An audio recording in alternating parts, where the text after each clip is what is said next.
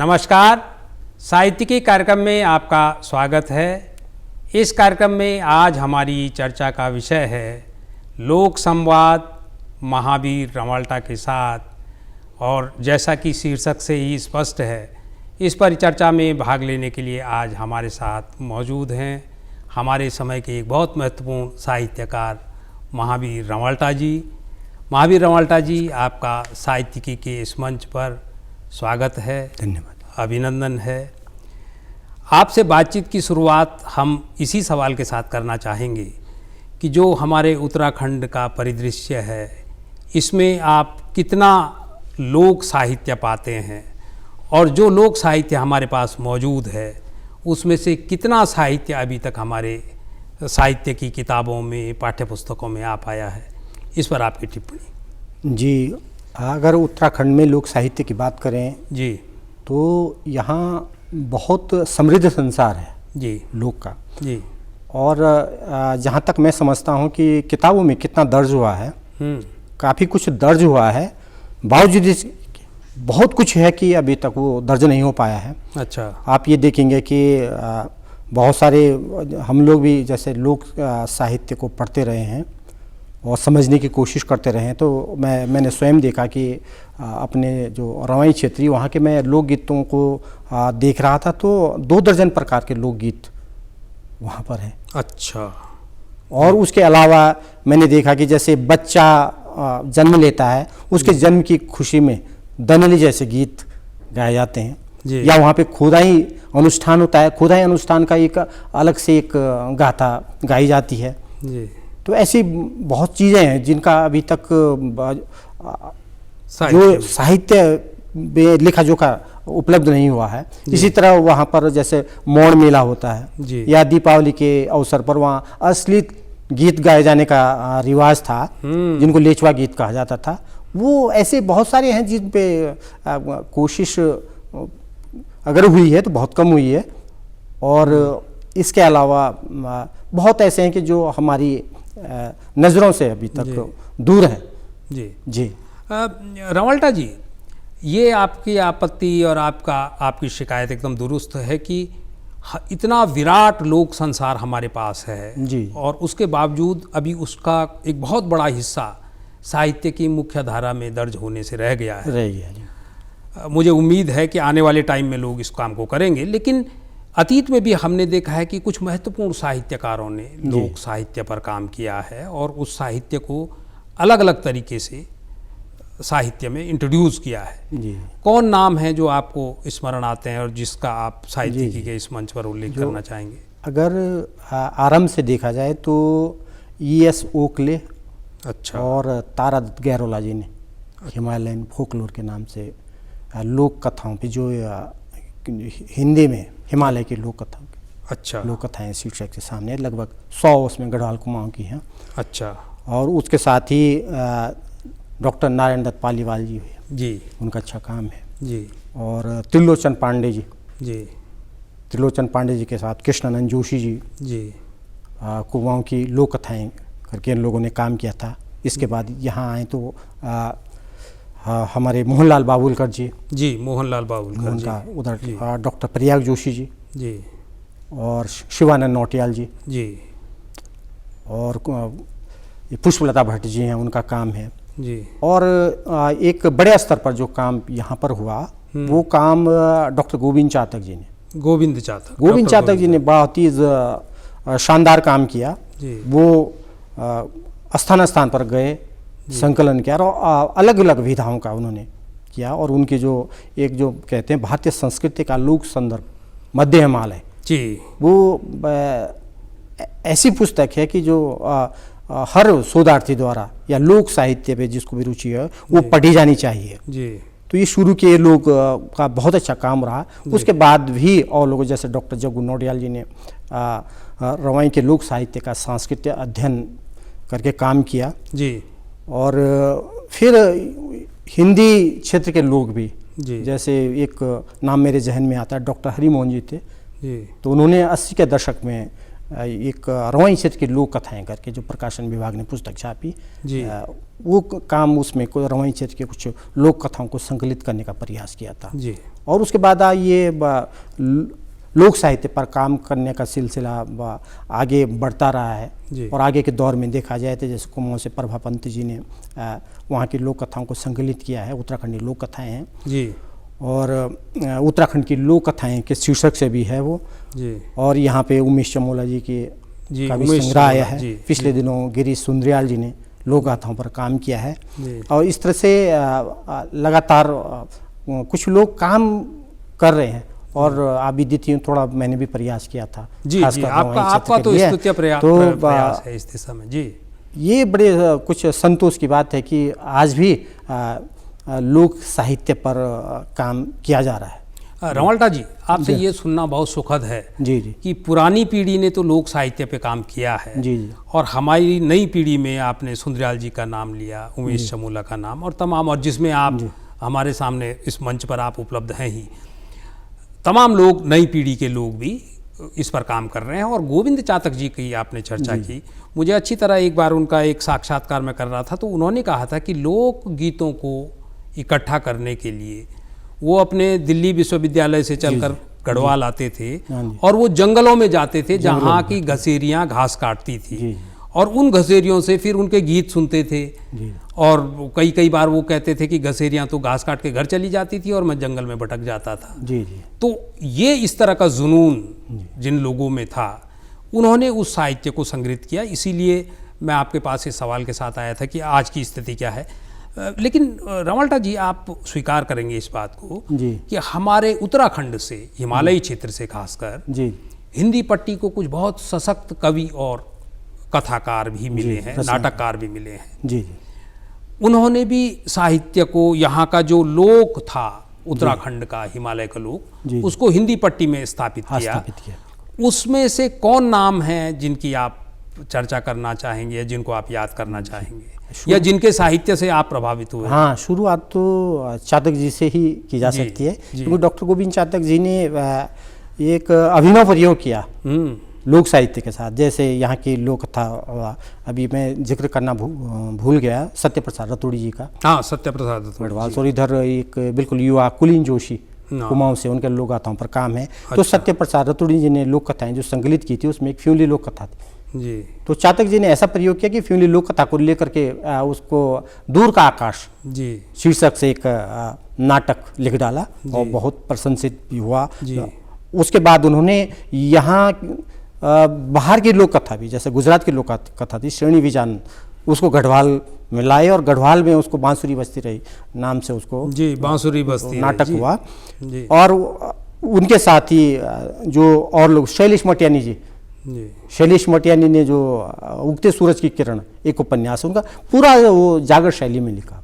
अच्छा। इसके बाद शुरू से जाए मनोहर श्याम जोशी जी के में साहित्य में लोक है, हरिसुमन विष्ट जी हैं जी, हरिसुमन विष्ट तो ताजा, वाह, उसमें लोक है, आचरी माचरी जैसे रचनाएं उनकी। और इधर बल्लभ डोभाल जी हैं हमारे जी, बल्लभ डोभाल जी के साहित्य में आपको लोक बहुत याद। और कवियों की बात करें तो हमारे लीलाधर जगुड़ी जी के उसमें लोक की एक छटा बड़ा उसके व्यापक स्तर पर देखी जा सकती है जी।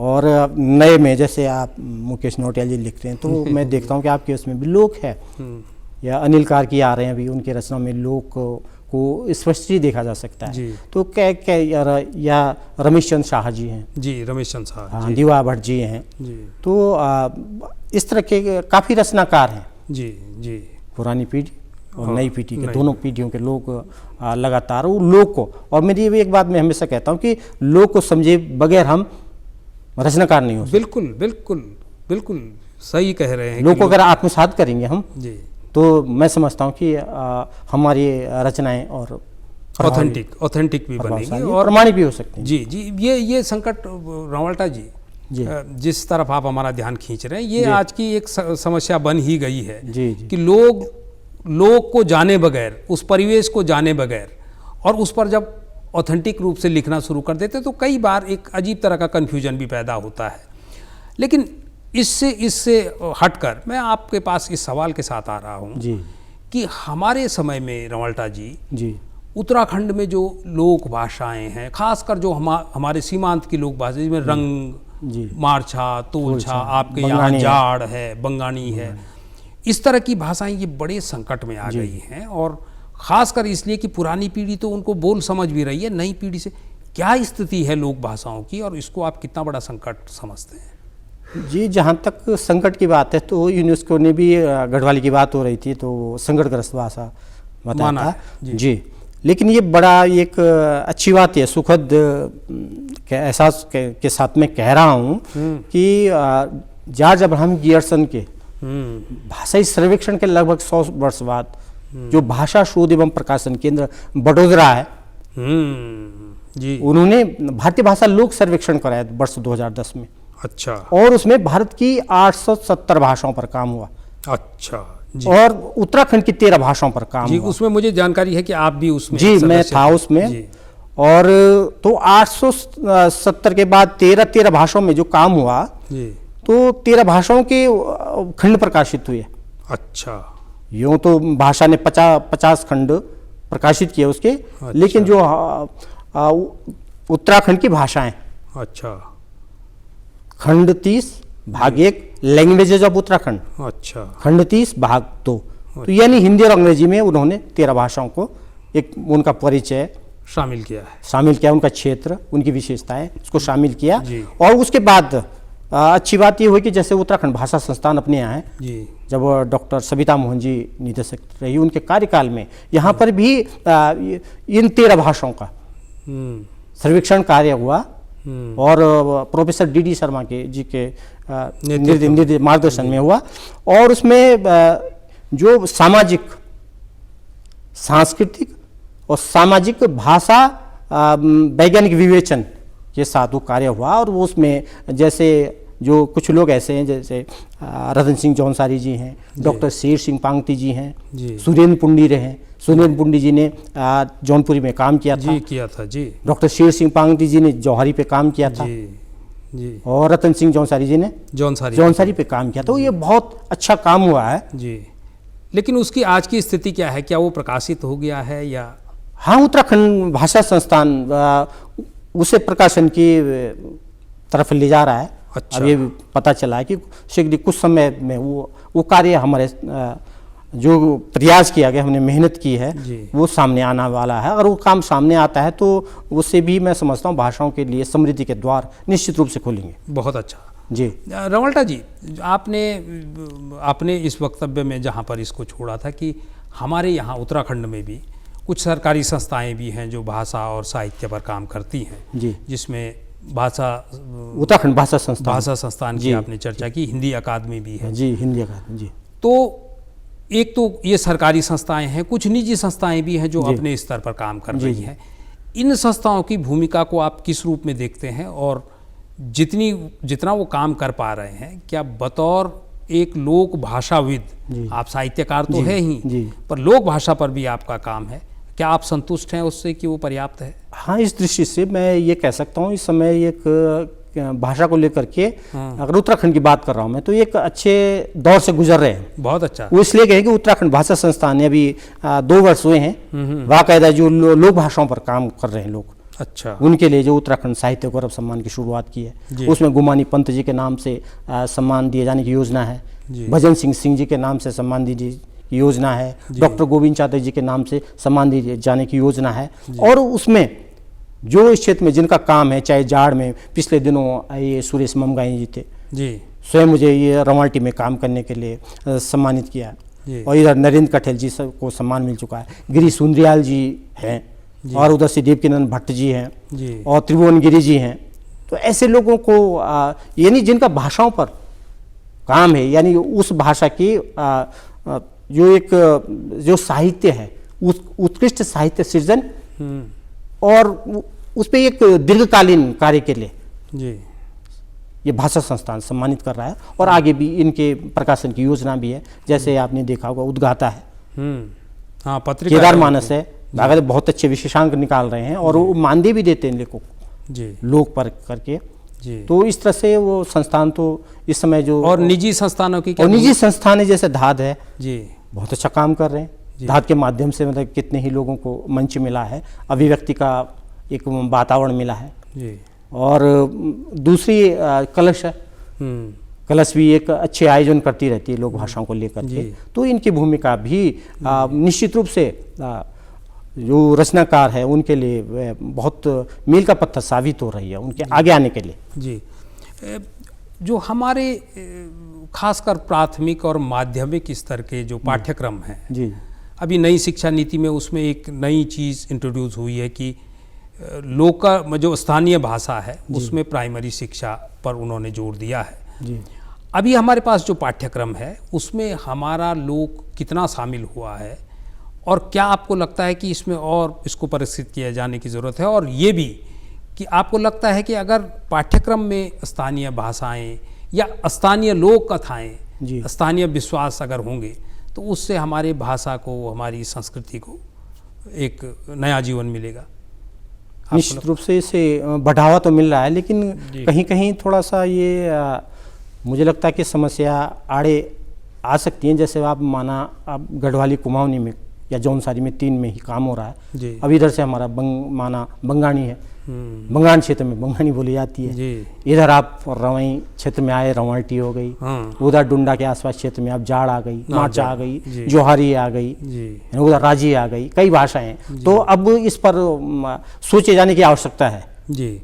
तो कि इनके लिए आप क्या करेंगे। अच्छा, हाँ, तो मैं आपका संकेत समझ गया जी कि आपका कहना ये है कि जब आप पूरे राज्य के परिप्रेक्ष्य में देखते हैं तो उसमें गढ़वाली, कुमाऊनी, जौनसारी आती है, इनके अंदर भी कई सारी उपभाषाएं हैं जी। और ये बिल्कुल स्वीकार करने में रवाल्टा जी किसी को आपत्ति नहीं होनी चाहिए कि खासकर जिन भाषाओं की मैंने चर्चा की, जो सीमांत की हमारी भाषाएं हैं, चमोली जिले में, उत्तरकाशी में, उधर पिथौरागढ़ में, वो तो बाकायदा ट्रेड और कॉमर्स की भाषाएं रहे हैं सदियों से। उनको नई पीढ़ी के जो ये बच्चे हैं हमारे पास, नई जनरेशन है, उत्तराखंड से पलायन एक बहुत बड़ा संकट है और जब पूरे गांव के गांव पलायन कर जा रहे हैं तो स्वाभाविक रूप से वो भाषा भी, क्या आपको लगता है कि प्रवास में जो लोग हैं जो उत्तराखंड से बाहर हैं, नगरों महानगरों में हैं, वहाँ लगता है आपको कि हमारी जो उत्तराखंड की भाषाएं हैं इनका कोई भविष्य आप देखते हैं वहाँ? आप तो लगातार इस तरह के कार्यक्रमों में जाते रहते हैं। जी मुकेश जी, आपकी बात आगे निकल गई, लेकिन मैं थोड़ा पीछे आ रहा हूँ। वो बहुत ज़रूरी है कि ये भाषा और बोली अच्छा एक बड़ी एक दुविधा की स्थिति पैदा करती है। जी जी। ये भाषा जो सर्वेक्षण हुआ है, people linguistic survey of India, भारतीय भाषा लोक सर्वेक्षण, उन्होंने ये कह दिया है स्पष्ट कि जिन्हें बोलने वाले 200 से भी ज्यादा लोग हैं, अच्छा, वो भाषा है, बोली नहीं। क्या बात है। और हम यहाँ उलझे हुए हैं कि गढ़वाली बोली, रवाल्टी उपबोली। तो सबसे पहले तो हमें ये स्वीकारना होगा कि भाषा, रवाल्टी भाषा, बंगानी भाषा, जाड़ भाषा, राजी भाषा, भाई उसको बोलने वाले कितने लोग हैं या उसका इतिहास कितना पुराना है, ये बात अलग है। लेकिन हम भाषा के रूप में अभी स्वीकार नहीं कह रहे। मैं भी देखता हूँ कई स्थानों पे कि बोली, उपबोली। ये भाषा और बोली का इसमें, इसीलिए मैं ये और बहुत अच्छे मुकाम पर आप इस बहस को ले आए हैं जी। कि कई लोग तो ये भी कहते हैं कि अगर आपके पास लिपि नहीं है जी तो वो भाषा नहीं मानी जाएगी।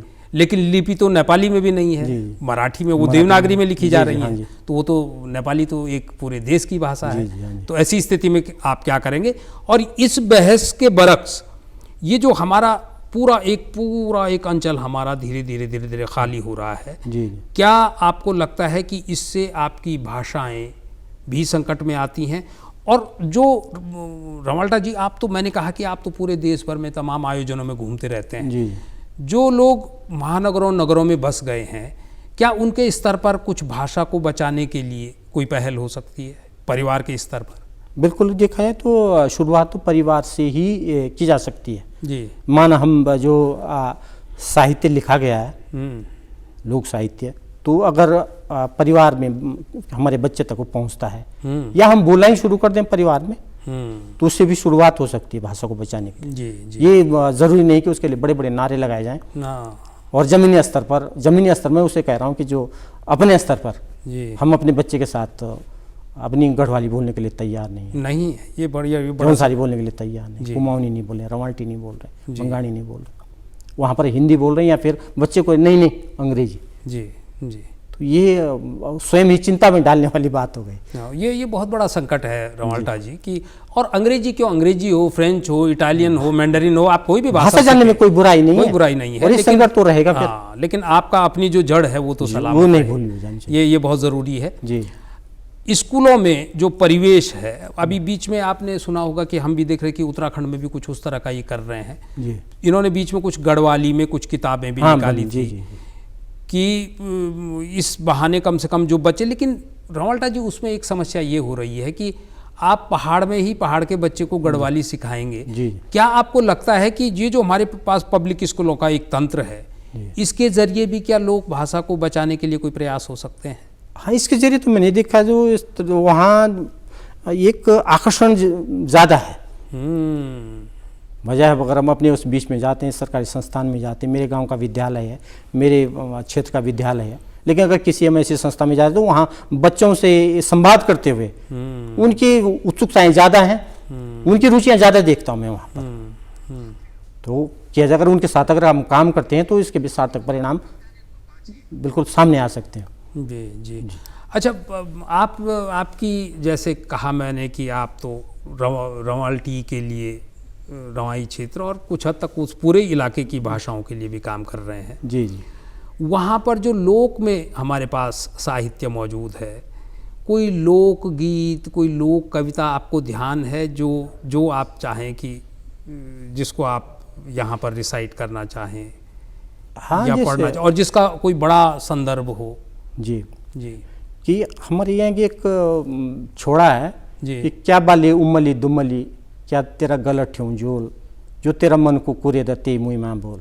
क्या बात है। क्या मुई उमली दुमली, क्या मेरा गलत ठेऊ जोल, पेट का नाम मेरा जायड़ा सासुरी मालनी बोल। उसमें ये है कि पहले तो ये जानना चाहेंगे जोड़ा क्या, कौन सी विधा है? छोड़ा ये डॉक्टर चातक जी ने ये वृद्धावस्था के गीत का। अच्छा। लेकिन ये गीत सबसे जो सच के सबसे करीब की लोकगीत बता रहा हूँ। छोड़ा। जी जी। और इसको जैसे सर्दी का मौसम है, घर में लोग बैठे हुए हैं, तो उसमें एक व्यक्ति गाता है। क्या बात। और लोग उसके जो जब वो पंक्ति खत्म होती है उसके साथ लय मिलाते हैं, भौण कहते हैं हमारे भौण। जी जी। तो उसमें एक उसकी व्यथा है। वही एक व्यक्ति उससे पूछ रहा है कि क्या बाले उमली धुमली, कि तू इतनी मतलब मलिन क्यों है, तेरे इसमें ये मैल की परत क्यों जमी हुई है ना गालों पे, तो जो तेरे मन का एक दर्द है, पीड़ा है, वो मुझे बता। तब वो कहती है कि मैं मलिन क्यों हूँ, मैं मलिन इसलिए हूँ कि मेरे पेट के से कोई संतान नहीं है और सास मुझे ताने मारती है। ये पीड़ा है जी जी। छोड़े में वही रवाल्टा जी, मैं इसीलिए हम लोग बराबर इस चर्चा को करते रहे हैं कि लोक में जो पीड़ाएं हैं, लोक में जो संत्रास हैं, वो हो सकता है कि आपके नगरों महानगरों में एक नई चीज़ हो जी। और वो पीड़ा जिस भाषा में निकलती है, उस भाषा को जाने बगैर आप उसको व्यक्त नहीं कर सकते। और इसीलिए जो शुरू में आपने एक चिंता व्यक्त की थी कि मुख्य धारा का साहित्य जब लोक पर लिखता है तो कई बार वो स्लिप कर जाता है। क्या आपको लगता है कि आजकल हिंदी पट्टी में मुख्य धारा में जो साहित्य लिखा जा रहा है उत्तराखंड को लेकर, उत्तराखंड की संस्कृति को लेकर या हमारे लोक बिंबों को लेकर, उसमें कहीं प्रामाणिकता का संकट है? बिल्कुल, ये संकट भी है। अच्छा। क्योंकि आप देखिए ना, ये लोक के बीच जा करके, हाँ, आप जब तक लोक के बीच नहीं जाते हैं, अब सुनी सुनाई बातों को तो मैं समझता हूँ वो उसमें वो गहराई नहीं होती है। नहीं, आप लोग के बीच जाइए, आप लोग के साथ रहिए, तब आप देखिए ना कि ये अगर ये गीत है माना तो इसकी गहराई कितनी है। शुरू में स्वयं मेरे साथ ये रहा कि जब मैं प्रवास पे रहा बहुत दिनों तक जी, तो मैं भी लोग को जिस ढंग से समझता था, बाद में जब लोग के बीच मुझे किसी लोक कथा पर आधारित नाटक के लिए रहना पड़ा, तो तब मुझे लगा कि ये तो जितना मैं इसको हल्का समझ रहा था वो बात नहीं है, इसमें तो बड़ी गहराई है वो वहाँ रहने के बाद। जी। रवाल्टा जी, ये हिंदी के हम सभी लिखने पढ़ने वालों के लिए आप उदाहरण भी हैं और प्रेरणा भी हैं कि आप कम से कम इतना सृजन कार्य कर पा रहे हैं, और वो भी दुर्गम और दूरस्थ ग्रामीण क्षेत्रों में रहते हुए। जी। आप उन दुर्लभ लोगों में हैं जिन्होंने पलायन नहीं किया, जी। बल्कि जो वापस उत्तर प्रदेश के लौटे उधर तो एक रिवर्स माइग्रेशन के आप जीते जागते उदाहरण है जी कि आपका अधिकांश समय उत्तर प्रदेश के नगरों महानगरों में बीता और आखिर में आप जी उन जड़ों की तरफ लौटे। आजकल क्या लिख रहे हैं आप? इन दिनों तो मैं एक तो मैंने अभी पिछले दिनों रवाई क्षेत्र की लोक कथा है अच्छा। बदला, उसको लेकर के एक नाटक लिखा है धुएं के बादल। धुएं के बादल बड़ी रोचक कहानी है जी। दूसरा मैं जो 90 के दशक में अमर उजाला में के लिए समीक्षाएं किया करता था जी, उसके बाद फिर ये डॉक्टर गोपाल राय जी के संपादन में समीक्षा पत्रिका के लिए समीक्षा लिखने लगा जी। तो आज भी बड़ी संख्या में पुस्तकें आती हैं तो उन पर समीक्षा करनी ही होती है जी। और एक और है कि चूंकि मैं सुदूर क्षेत्र में हूँ तो डाक से एक बड़ी संख्या में पत्रिकाएं आती हैं, अच्छा, मुझे वो भी पढ़नी होती हैं जी। उसके अलावा भी जैसे रवाल्टी है या जिस भी विधा में मन होता है उसमें लगातार लिखने की कोशिश करता हूँ। और ये कोशिश और भी रहती है मेरे साथ कि जैसे नवोदित लोग जो सामने आ रहे हैं उनकी कई रचनाएं आ जाती है कि भाई इसको ये प्रकाशन युग कैसे बनेगी, उनका किस तरह से मार्गदर्शन तो नहीं कर पर जो भी उनको कैसे मार्ग बताया जाए जी। तो मैं इस पे भी लगा आपका एक संकेत भी नई पीढ़ी के लिए मार्गदर्शन होता है और इसमें कोई दो राय नहीं है रवाल्टा, जैसे मैंने कहा। लेकिन एक सवाल ये भी आता है जी कि मुझे बहुत अच्छी तरह याद है, मैं आपके उन पाठकों में शामिल हूँ जिन्होंने शुरुआती दौर में आपकी कहानियाँ पढ़ी हैं जी। आपने कहानी से शुरुआत की, फिर आप कुछ समय तक कविताओं में भी आए, जी। फिर आप लोक भाषा की तरफ गए, फिर नाटक में भी रहे। इन दिनों आप कहानियाँ लिखते हैं क्या? जी कहानियाँ लिख रहा हूँ जी। अच्छा। और ये भी कुछ प्रतिष्ठित पत्रिकाओं में मेरी कहानियाँ, जैसे अक्षरा के कहानी विशेषांक में कहानी आई है जी, कथा बिंब में आई है जी, ये लगातार चल रहा है। और मैं जब आपने छेड़ी दिया है तो एक उपन्यास क्या काफ़ी दिनों से चल रहा है तो उस पर भी काम चल ही रहा। किस पे उपन्यास की पृष्ठभूमि क्या है? वो अंतरण है। अच्छा, अंतरण है, उसमें किस तरह से मतलब एक जाति से दूसरी जाति में अगर हम चले जाते हैं अच्छा, तो उस दौरान हम किन किन संकटों का सामना कहने के लिए बड़ा बहुत आसान बहुत है बहुत हाँ बहुत मुश्किल है। हाँ जी। और कहने में जितना आसान है जी जी करने में उतना मुश्किल है। और हम सभी प्रतीक्षा करेंगे कि अगर इतने महत्वपूर्ण विषय पर ये उपन्यास है तो बहुत जल्दी हमारे पाठकों को ये उपलब्ध हो। जी जी रवाल्टा जी, जी कई बार ये भी लगता है कि जैसे मैं आपको देखता हूँ कि आप लगातार सक्रिय रहते हैं, हर 6 महीने 8 महीने में आपकी कोई नई किताब आ जाती है जी। और जिस लोक में आप रह रहे हैं जो रवाई जौनपुर वाला इलाका है, बहुत खूबसूरत इलाका है, बहुत सुंदर इलाका है। आपको लगता है कि प्रकृति के बीच जब एक लेखक रहता है, एक कवि रहता है, तो उसकी ऊर्जा कुछ और होती है, और वही जब महानगर में आ जाता है तो उसकी ऊर्जा कुछ और होती है? तो निश्चित रूप से, क्योंकि लोक भी आपकी ताकत बन सकता है। क्या बात है। लोक के माध्यम से आप अभिव्यक्ति, लोक आपको बहुत कुछ सिखाता है जी। अगर आपके प्रकृति के सानिध्य में रहेंगे। और हम तो कहते हैं जैसे रवाई के वासी हैं, हम तो प्रकृति के साथ हमारा बहुत गहरा संबंध रहा है पहले से ही। जी जी। उसी के साथ और साथ साथ उसका संरक्षण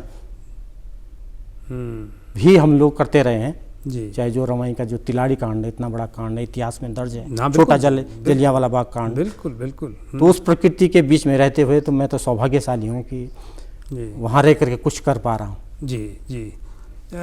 आजकल इन दिनों बहुत संक्षेप में मैं रवाल्टा जी आपसे जानना चाहूँगा कि हमारी पीढ़ी में या नई पीढ़ी में जो लोग लिख रहे हैं, खासकर हिंदी पट्टी में, चाहे वो हमारे लोग को ही लिखो, कौन लोग हैं और उनके काम से आप कितने सेटिस्फाइड हैं, कितने संतुष्ट हैं? हाँ, ये एक अच्छी बात ही कहूँगा मैं कि आज जो संकट का रोना हम रो रहे हैं, उसके बावजूद भी बहुत सारे नई पीढ़ी के लोग हैं जो अच्छी रचनाएं लिखना चाह रहे हैं जी। और अच्छी रचनाएं लिख भी रहे हैं, आ भी रही है। हालांकि उनकी संख्या कम हो सकती है, और मैं पूरी तरह से आश्वस्त हूँ कि जो ये पीढ़ी है ये बिल्कुल अपना रंग दिखाएगी। क्या बात है, क्या बात है रवाल्टा जी।